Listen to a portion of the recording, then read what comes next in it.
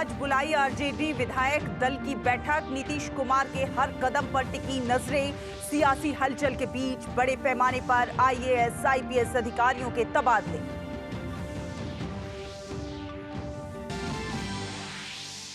Bharat France ने मिलकर वैश्विक आतंकवाद के खिलाफ खड़े रहने का दोहराया संकल्प। इजराइल पर आतंकी हमले की निंदा के साथ गाजा में मानवीय सहायता, संघर्ष विराम, बंधकों की तत्काल और बिना शर्त रिहाई का किया आह्वान।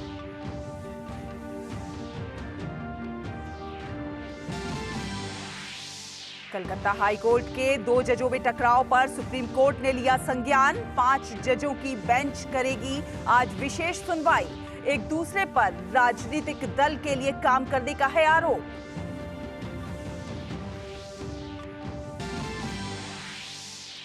प्रधानमंत्री नरेंद्र मोदी आज दिल्ली में एनसीसी पीएम रैली को करेंगे संबोधित। सर्वश्रेष्ठ कैडेट्स को देंगे पुरस्कार। वाइब्रेंट गांवों के सरपंच और स्वयं सहायता समूहों से जुड़ी महिलाएं भी रैली में होंगी शामिल।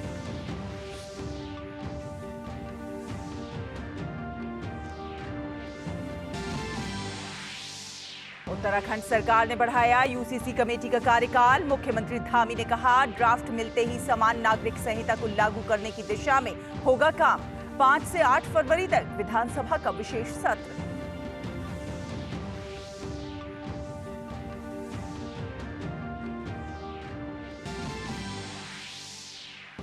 दिल्ली में घने कोहरे के कारण विजिबिलिटी कम, ट्रेनों के संचालन पर असर। वहीं अयोध्या में जबरदस्त ठंड के बावजूद श्री रामलला के दर्शन के लिए बड़ी संख्या में पहुंच रहे हैं श्रद्धालु।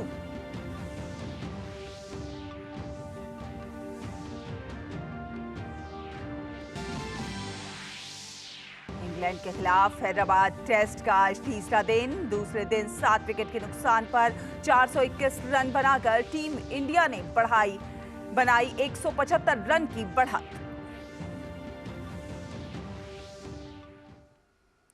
नमस्कार, डीडी न्यूज देख रहे हैं आप और आपके साथ मैं हूं शहला निगार। शुरुआत करते हैं बिहार की राजनीति के साथ। बिहार की राजनीति में ऊंट अभी किस करवट बैठेगा, ये सवाल अभी सियासत के गलियारे में सबसे ऊपर है। आज लालू प्रसाद यादव ने आरजेडी के विधायकों की बैठक बुलाई है। सूत्रों की माने तो लालू ने अपने लोगों को अलर्ट पर रखा हुआ है और बहुमत जुटाने में लगे हैं। लालू तेजस्वी की नजर इस समय नीतीश कुमार की हर छोटी बड़ी गतिविधियों पर है। वहीं भाजपा के नेता ये कह रहे हैं कि राजनीति में दरवाजे स्थायी रूप से कभी बंद नहीं होते। बिहार में बदलते राजनीतिक घटनाक्रम के बीच गणतंत्र दिवस के मौके पर राजभवन में हाई टी पार्टी का आयोजन किया गया। इस टी पार्टी में मुख्यमंत्री नीतीश कुमार तो पहुंचे, लेकिन उप मुख्यमंत्री तेजस्वी यादव नजर नहीं आए। कहा जा रहा है कि तेजस्वी यादव ने अंतिम समय में राजभवन जाने के प्लान में बदलाव किया। उनकी गैर मौजूदगी को संकेत माना जा रहा है कि अब जेडीयू और आरजेडी के बीच दूरियां काफी बढ़ चुकी हैं। तेज होते सियासी हलचल के बीच आरजेडी सुप्रीमो लालू यादव ने शनिवार को राजद विधायकों की बैठक बुलाई। सूत्रों की माने तो लालू यादव ने सबको अलर्ट कर दिया और बहुमत जुटाने में लगे हैं। नीतीश के हर कदम पर लालू तेजस्वी की नजर है। हमको तो बहुत पहले से सास रहा है, इसीलिए हमने कहा है कि गठबंधन लगता है कि ताश के पत्ते की तरह से छिड़क जाएगा। कयास लगाए जा रहे हैं कि एक बार फिर नीतीश कुमार का आरजेडी और इंडी गठबंधन से मोह भंग हो गया है। दरअसल कांग्रेस नेता राहुल गांधी की भारत जोड़ो न्याय यात्रा के दौरान बिहार में नीतीश कुमार के शामिल होने की चर्चा थी, लेकिन जेडीयू ने अब इससे साफ इनकार कर दिया है। दिल्ली में आला कमान से मिलकर भाजपा सांसद सुशील कुमार वापस पटना लौट चुके हैं। उनके एक बयान ने भी राज्य में राजनीतिक पारा चढ़ा दिया है। उन्होंने कहा कि राजनीति में दरवाजे स्थायी रूप में बंद नहीं होते। राजनीति संभावनाओं का खेल है और कुछ भी हो सकता है। राजनीति में कोई दरवाजा परमानेंट बंद नहीं होता। आवश्यकता के अनुसार दरवाजा खुलता रहता है, बंद होता रहता है। अगर आवश्यकता पड़ेगी तो दरवाजा खुल जाएगा, अगर आवश्यकता नहीं पड़ेगी तो दरवाजा बंद रहेगा। बिहार में हो रहे राजनीतिक उठापटक के बीच केंद्रीय गृह मंत्री अमित शाह ने भाजपा नेताओं की एक बैठक बुलाई। केंद्रीय मंत्री गिरिराज सिंह ने कहा कि केंद्रीय नेतृत्व जो भी निर्णय लेगा वो राज्य और पार्टी के हित में होगा। केंद्रीय नेतृत्व जो भी निर्णय लेगा राज्य हित में और दल हित में वो बेहतर निर्णय लेगा, मुझे पूरा विश्वास। इस बीच जेडीयू नेता नीरज कुमार ने कहा है कि कोई असमंजस की बात नहीं है। नीतीश कुमार कभी असमंजस में नहीं रहते हैं, बल्कि सीधे तौर पर फ्रंट फुट पर राजनीति करते हैं। माननीय नीतीश कुमार जी न पहले असमंजस में रहते थे, न आज असमंजस में रहते हैं, बल्कि सीधे तौर पर फ्रंट फुट से राजनीति करते हैं। कोई अगर असहज है तो वो जाने, हम बिल्कुल सहज हैं। इस बीच केंद्रीय मंत्री नित्यानंद राय ने पटना में आरएलजेडी प्रमुख उपेंद्र कुशवाहा से मुलाकात की। सवाल उठता है कि आखिर इंडी गठबंधन में ऐसा क्या हुआ कि विपक्षी एकता की शुरुआत करने वाले नीतीश कुमार महागठबंधन से दूरियां बनाते दिख रहे हैं। हालांकि लल्लन सिंह को जेडीयू के अध्यक्ष पद से हटाए जाने के बाद से ही नीतीश के महागठबंधन छोड़ने की अटकलें लगाई जाने लगी थीं। लेकिन कर्पूरी ठाकुर को भारत रत्न देने के ऐलान के बाद परिवारवाद पर उनके बयान ने इसे और हवा दे दी। उनके इस बयान पर लालू यादव की बेटी के ट्वीट ने इस खाई को और गहरा कर दिया। सलमान हैदर के साथ ब्यूरो रिपोर्ट, डीडी न्यूज। और बिहार की सियासत पर ही बात करने के लिए हमारे दो संवाददाता पटना से सलमान हैदर और दिल्ली से हमारे सहयोगी राजेश राज हमारे साथ जुड़ रहे हैं। आप दोनों को ही सुप्रभात। देखिए, बिहार की सबसे पहले मैं सलमान आपके ही पास आना चाहूँगी, क्योंकि आप पटना में मौजूद हैं और बिहार की राजनीति में कल का दिन जो है काफ़ी गहमा गहमी भरा रहा है। दिन भर बैठकों का दौर जारी रहा। आज भी सभी की निगाहें बिहार की राजनीति पर बनी रहेंगी, क्योंकि आज भी काफ़ी कुछ होने वाला है। आज लालू प्रसाद यादव ने आरजेडी के विधायकों की बैठक बुलाई है, तो नीतीश बाबू के भी एक एक कदम पर नज़र रखी जा रही है कि वो क्या कहते हैं और क्या करते हैं। ये भी कहा जा रहा है कि नीतीश बाबू का अब जो है आरजेडी से और जो विपक्षी गठबंधन है उससे मोहभंग हो गया है। आप बताइए, आज पटना में क्या कुछ होने वाला है? देखिए शैला, सुप्रभात पहले तो। और मेरे पीछे आप देख रहे हैं कितना घना कोहरा है और इस वजह से दिल्ली से आने वाली फ्लाइट्स भी लेट हो रही।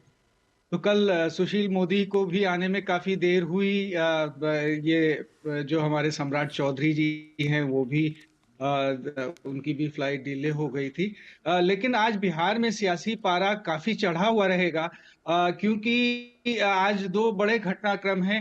एक तो लालू जी ने राजद विधायकों की बैठक बुलाई है और दूसरी तरफ ये भी खबर है कि विनोद तावड़े जी भाजपा के जो प्रभारी हैं, बिहार प्रभारी हैं, वो आज आने वाले हैं और भाजपा की राज्य कार्य समिति की बैठक भी होने वाली है।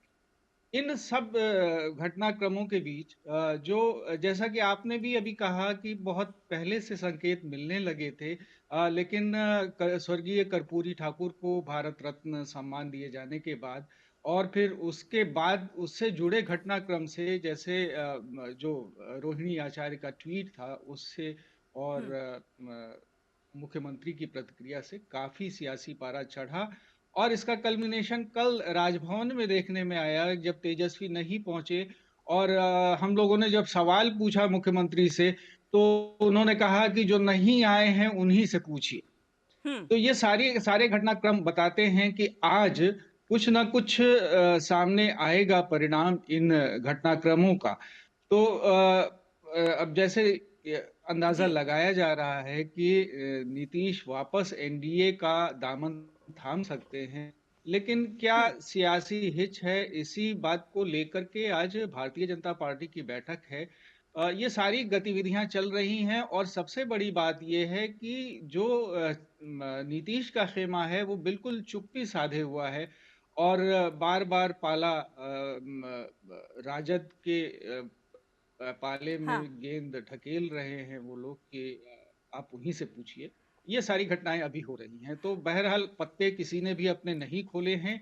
अब आगे क्या होता है ये आज दिन भर में पता चलेगा। जी शैला। बिल्कुल सलमान, आप हमारे साथ बने रहिए। हमारे साथ हमारे सहयोगी राजेश राज भी दिल्ली से जुड़े हुए हैं। राजेश, अब सवाल ये है कि क्या नीतीश बाबू फिर से एनडीए का हिस्सा बनेंगे, क्योंकि जैसा कि राजनीति में जग जाहिर है कि संभावनाओं के द्वार जो है वो कभी बंद नहीं होते हैं। ऊंट किसी भी करवट बैठ सकता है और ये भी कहा जा रहा है कि राजनीति में ना कोई स्थायी दोस्त होता है ना कोई स्थायी दुश्मन होता है। और कल जिस तरह से बैठक हुई भाजपा की भी और आलाकमान से मिलकर जब सुशील मोदी वापस लौटे तो उन्होंने कहा कि राजनीति के द्वार परमानेंटली बंद नहीं होते हैं। तो आज दिल्ली में क्या कुछ हो सकता है, क्या कुछ संभावनाएं हैं, बताइए। देखिए सहला, आपने बिल्कुल सही कहा कि सियासत में परमानेंट दरवाजे जो है ना बंद होते हैं ना खुलते हैं। और सुशील मोदी ने भी ठीक कहा कि समय के हिसाब से दरवाजे जो है वो बंद किए जाते हैं और दरवाजे खोल भी दिए जाते हैं। लेकिन सबसे बड़ा सवाल जो है कि जो बिहार में जो राजनीतिक अस्थिरता का दौर एक बार फिर दिखाई पड़ रहा है, आखिर यह जो है जो स्थितियां उत्पन्न हुई हैं, ये स्थितियां क्यों और कैसे उत्पन्न हुई हैं। और जहां तक भारतीय जनता पार्टी का सवाल है, तो गुरुवार की रात दिल्ली में लगातार जो है वो भारतीय जनता पार्टी के जितने भी शीर्ष नेता हैं, चाहे सम्राट चौधरी की बात करें, क्षेत्रीय संगठन महामंत्री नागेंद्र की बात करें, संगठन महामंत्री बिहार भीखू भाई दलसानिया की बात करें, विजय सिन्हा जो बिहार विधानसभा में प्रतिपक्ष के नेता हैं उनकी बात करें, या फिर अन्य रेणु देवी जो डिप्टी सीएम है, तारकिशोर प्रसाद पूर्व डिप्टी सीएम, इन तमाम लोगों की मौजूदगी में गृह मंत्री अमित शाह से जो बैठक हुई, उस बैठक का लब्बो-लुआब अगर हम देखें तो भारतीय जनता पार्टी के बिहार यूनिट ने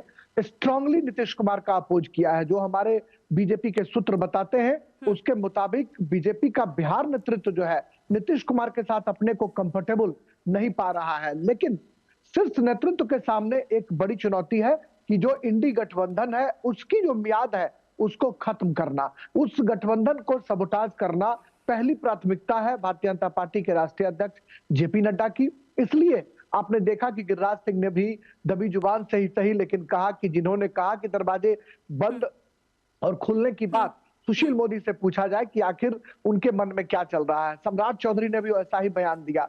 लेकिन सबसे बड़ी जो लोकसभा का चुनाव है अप्रैल मई में, और कहीं ना कहीं भारतीय जनता पार्टी हर हाल में चाहती है कि जो इंडी गठबंधन के जो नायक रहे हैं नीतीश कुमार, अगर उनको अपने पाले में कर लिया जाए तो इस गठबंधन की मियाद खत्म हो जाएगी, गठबंधन पूरी तौर पर ध्वस्त हो जाएगा, क्योंकि ममता बनर्जी नाराज चल रही है और कहीं ना कहीं कांग्रेस की जो लालसा है ड्राइविंग सीट पर खुद बैठने की और क्षेत्रीय पार्टियों को सबोटाज करने की, वह लालसा कांग्रेस की जो है उनको सत्ता से दूर कर रही है। और विपक्ष की जो एकता की दूरी, नीतीश कुमार, इस बात से कोई इनकार नहीं कर सकता सहला कि नीतीश कुमार और लालू प्रसाद इन दोनों ने मिलकर इंडी गठबंधन को खड़ा किया और बिहार में उनकी पहली बैठक बुलाई। और जब बैठक सफल हुई तो कांग्रेस ड्राइविंग सीट पर खुद बैठना जो है वो पसंद करने लगी। उन्हें लगा कि कर्नाटका की जो सफलता है वो उन्हें फिर देश की सफलता में तब्दील कर देगा। और यह जो लालच है,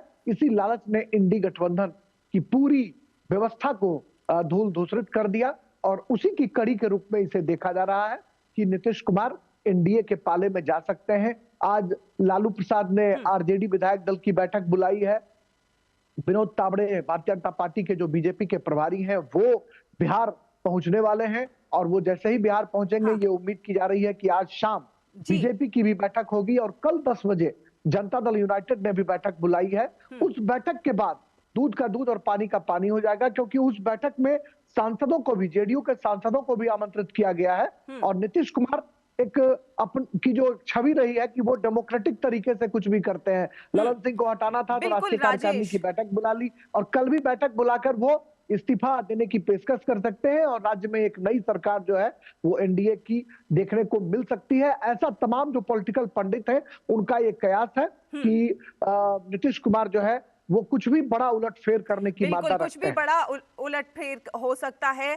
और राजेश राज, जिस तरह से देखिए, ऐसा नहीं है कि नीतीश कुमार पहली बार पाला बदल रहे हैं, ऐसा पहले भी होता रहा है। लेकिन ये भी कह सकते हैं कि देखिए संगति का भी असर होता है। जब नीतीश कुमार एनडीए के साथ होते हैं तो उनके काम करने का तरीका दूसरा होता है और वो वेलफेयर के लिए काम कर रहे होते हैं। लेकिन जब वो आरजेडी के साथ जाते हैं तो उनका काम करने का तरीका बदल जाता है और बिहार में एक बार फिर से जंगल राज वाली स्थिति आ जाती है। तो कहीं ना कहीं संगति भी बहुत ज्यादा मैटर करती है।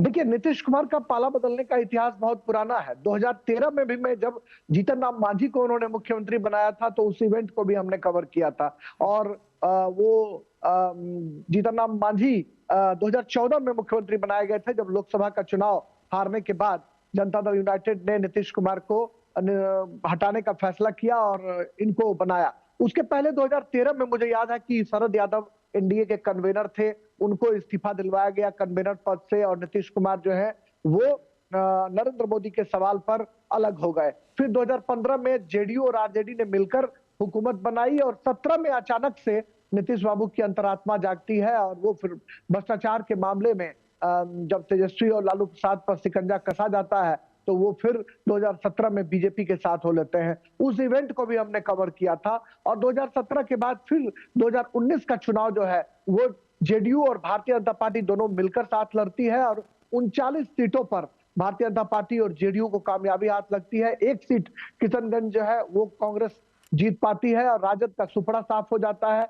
जनता दल यूनाइटेड और बीजेपी जो है बड़ी शक्ति बनकर बिहार में उभरती है। लेकिन 2020 के चुनाव में कहीं ना कहीं भारतीय जनता पार्टी और जेडीयू दोनों के बीच जो है एक नई, हम कह सकते हैं कि पॉलिटिक्स उभर कर सामने आई और चिराग पासवान जो है वो कहा गया कि वो नीतीश कुमार के खिलाफ बिगुल फूंकते हुए दिखाई पड़े और जब चुनाव परिणाम आया तो तेजस्वी यादव ने अपने दम पर 110 सीटें जो है उनकी पूरी गठबंधन जो थी कांग्रेस, आरजेडी और तमाम लेफ्ट पार्टियों के साथ वो जीत कर आए और कुछ ही सीट से सरकार बनाने में वो नाकाम रहे। लेकिन सबसे जो बड़ी घटनाक्रम उभर कर सामने आई कि 2020 में नीतीश कुमार की संख्या जो है सीटों की घटकर 40-41 तक पहुंच गई और उसके बाद फिर उनके माथे पर पसीने आना शुरू हुआ और उन्होंने भारतीय जनता पार्टी से फिर 2022 में रिश्ता खत्म कर लिया। उस इवेंट को भी मैंने कवर किया था राजभवन में जब शपथ ग्रहण हुआ। नीतीश और तेजस्वी दोनों चाचा भतीजा,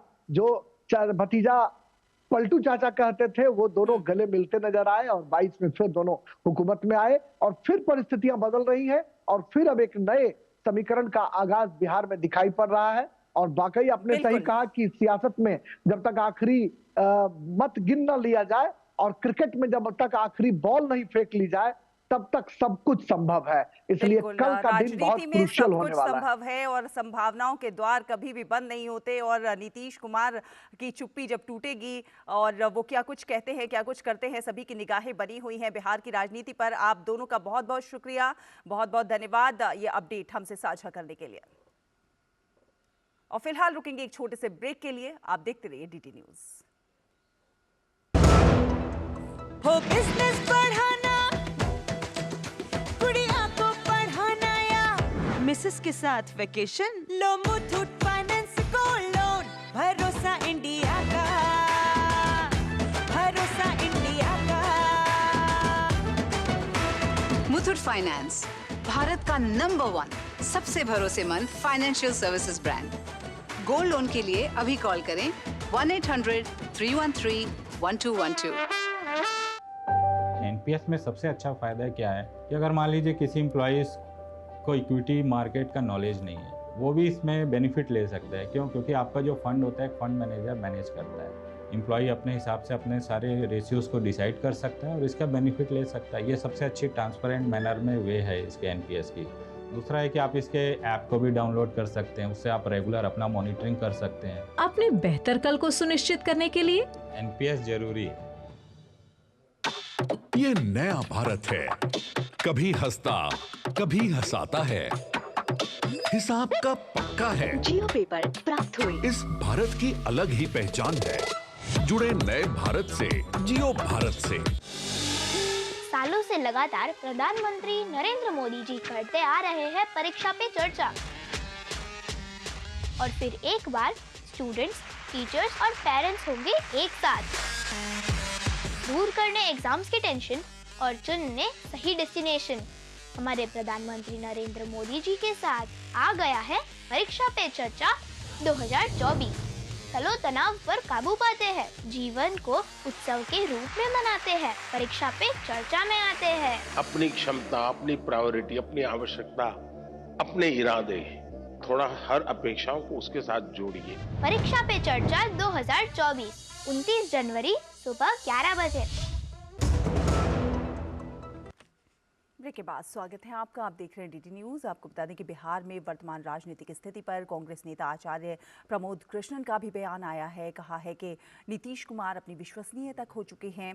विपक्षी गठबंधन की एकता पर भी उन्होंने सवाल खड़े किए हैं कि नीतीश कुमार जी की जो क्रेडिबिलिटी है वो अब देश में बची नहीं है और उसके लिए वो खुद जिम्मेदार है, उनके फैसले जिम्मेदार हैं। उनके फैसले से और उनकी हरकतों से जेडीयू की जो हरकतें हैं, जेडीयू के नेताओं की जो बातें हैं, उनसे ऐसा लगता है कि जो इंडिया गठबंधन नाम की एक नई उम्मीद विपक्ष को मिल रही थी, उस पर बहुत बड़े संकट के बादल मंडरा रहे हैं। और लोकसभा चुनाव से पहले विपक्षी दलों के INDIA गठबंधन में दरार बढ़ती भी जा रही है और एक तरफ आम आदमी पार्टी और कांग्रेस में बात नहीं बन रही है तो दूसरी तरफ TMC भी कांग्रेस से दूर दूर है। 3 दिन पहले ही ममता बनर्जी ने गठबंधन से अलग चुनाव लड़ने की घोषणा कर दी और अब उनकी सरकार ने बंगाल में प्रवेश कर चुकी कांग्रेस की भारत जोड़ो न्याय यात्रा के दौरान सिलीगुड़ी में होने वाली जनसभा के लिए अनुमति देने से मना कर दिया है। इसे लेकर एक बार फिर से तकरार बढ़ने के आसार हैं और इस बीच बंगाल में कांग्रेस अध्यक्ष अधीर रंजन चौधरी ने गणतंत्र दिवस के दिन इसे लेकर राज्य प्रशासन पर सवाल खड़ा कर दिया। हालांकि उन्होंने ममता बनर्जी का नाम नहीं लिया, लेकिन कहा कि राहुल गांधी की यात्रा की शुरुआत से ही इसे रोकने के लिए हर तरह के हथकंडे अपनाए जा रहे हैं। कांग्रेस आलाकमान इन सब घटनाक्रम से परेशान है। ममता बनर्जी के गठबंधन से अलग चुनाव लड़ने की घोषणा के बाद कांग्रेस अध्यक्ष मल्लिकार्जुन खड़गे ने उन्हें फोन पर बात कर मनाने की भी कोशिश की। और वक्त एक और छोटे से ब्रेक का, जल्द हाजिर होंगे। आप देखते रहिए DD न्यूज। रिटायरमेंट पे कोई सोचता ही नहीं है, सोचता कभी 50 की उम्र में आकर। और एक ऐसा तबका जो रिटायरमेंट के बारे में आज भी बिल्कुल नहीं सोचता, वो है औरतें। औरतें कमा के भी वनरेबल हैं, पैसा कमाती हैं, घर पे दे देती हैं और एक एक रुपए को मांगती हैं। सो NPS एक इक्वालिटी ला रहा है कि भाई चाहे वो आदमी है, चाहे वो औरत है, चाहे वो ट्रांसजेंडर है, चाहे वो अदर जेंडर है, हम सब एक बराबर प्लेटफॉर्म पे हैं। अपने बेहतर कल को सुनिश्चित करने के लिए NPS जरूरी है। पापा ये सब? हाँ, जो चीजें सालों से बेवजह पड़ी हो उन्हें हटा देना चाहिए। ये भी दादाजी की पुरानी पासबुक और FD। अरे ये कैसे रह गया? पैसे गए? नहीं, उपाय है। बैंक खाते को संचालित करते रहना चाहिए, वरना खाता इनऑपरेटिव हो जाता है। ऐसे में बैंक से संपर्क करें, खाता सक्रिय करवाएं और आपकी रकम जो है उसे ब्याज समेत क्लेम करें। दादू ये RBI कहता है जानकार बनिए, सतर्क रहिए। सही कह रहा है। ये नया भारत है, कभी हंसता कभी हंसाता है, हिसाब का पक्का है। जियो पेपर प्राप्त हुए। इस भारत की अलग ही पहचान है। जुड़े नए भारत से, जियो भारत से। मोदी सरकार की गारंटी, किसानों को हर साल रुपए 6,000। 11 करोड़ 80 लाख किसानों को अब तक 2,60,000 करोड़ रुपए की सहायता। हमारा संकल्प विकसित भारत। ब्रेक के बाद स्वागत है आपका। आप देख रहे हैं DD न्यूज़। आपको बता दें, भारत और फ्रांस जहां सामरिक साझेदारी के विस्तार पर जोर दे रहे हैं, वहीं रक्षा क्षेत्र की प्रमुख फ्रांसीसी कंपनी थेल्स ने कहा है कि वो भारत में अपनी विश्वसनीय उच्च तकनीक क्षमताएं ला रही है और राजधानी दिल्ली में एक वैमानिकी MRO स्थापित करने की योजना बना रही है। थेल्स इंडिया के उपाध्यक्ष और कंट्री डायरेक्टर आशीष सराफ ने कहा कि कंपनी भारतीय अंतरिक्ष और रक्षा क्षेत्र में चल रहे आधुनिकीकरण और स्वदेशीकरण के प्रयासों का समर्थन करने के लिए पूरी तरह से प्रतिबद्ध और सक्रिय है। सराफ ने दिल्ली में वैमानिकी MRO स्थापित करने के निर्णय को एक महत्वपूर्ण पहल बताया और कहा कि थेल्स समूह भारत के घरेलू रक्षा विनिर्माण में पूरा सहयोग करेगा। महाराष्ट्र में लंबे समय से चला आ रहा मराठा आंदोलन अब खत्म होने जा रहा है। आंदोलन के मुख्य कार्यकर्ता मनोज जरांगे ने अपना विरोध वापस ले लिया है। मनोज जरांगे आज अपना अनशन तोड़ सकते हैं। मीडिया रिपोर्ट्स के अनुसार मुख्यमंत्री एकनाथ शिंदे की उपस्थिति में मनोज जरांगे अपना अनशन तोड़ेंगे। कैबिनेट मंत्री दीपक केसकर और मंगल प्रभात लोढ़ा के नेतृत्व में एक प्रतिनिधिमंडल मनोज जरांगे से देर रात मिलने के लिए पहुंचा था। दीपक केसरकर ने कहा कि जरांगे की मांगें मान ली गई हैं और उन्हें सरकारी प्रक्रिया के अनुसार पूरा किया जाएगा।